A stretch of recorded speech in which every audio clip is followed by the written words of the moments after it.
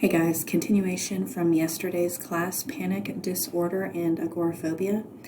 Panic disorder is what happens when our anxiety becomes so extreme as to be maladaptive. So remember yesterday we closed our eyes and pretended like we were in a near-miss car accident.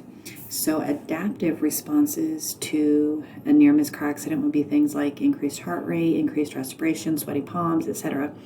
We would also be able to do what needed to be done to get out of the situation, whether it's, pull off the road, hit our brakes, whatever. So panic in the car accident example would be when the anxiety, the panic takes over and we are unable to respond in an adaptive or in a healthy manner.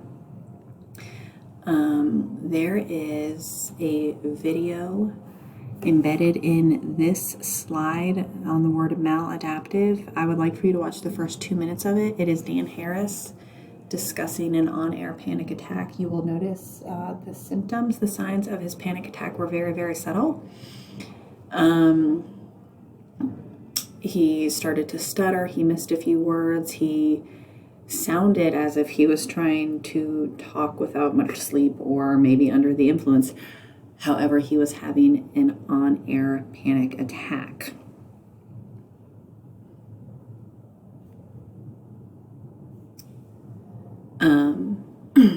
Sorry, my video disappeared there for a second.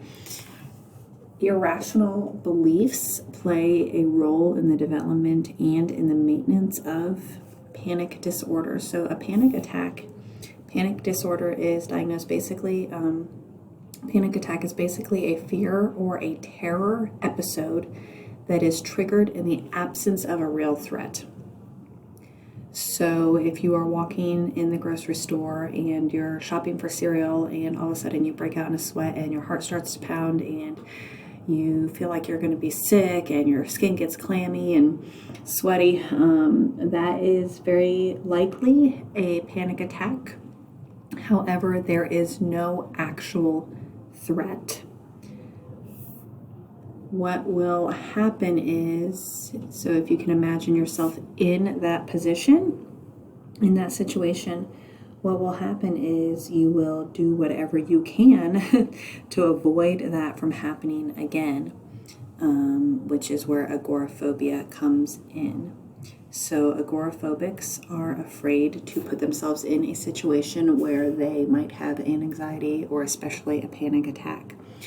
At the very extreme are those who cannot leave their house, or even those who will stay in only one corner of a room. They maybe cannot go near the window because what if they trip and fall out the window?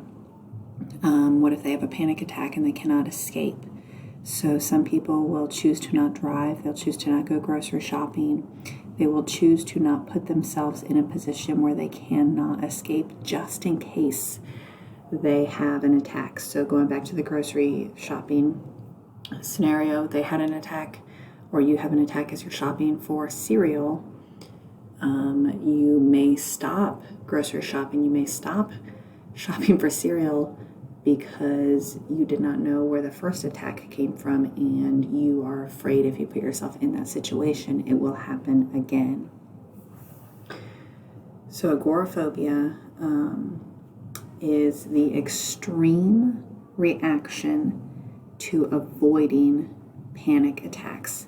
Panic disorder is the second of 5 anxiety disorders that we are going to cover in this module.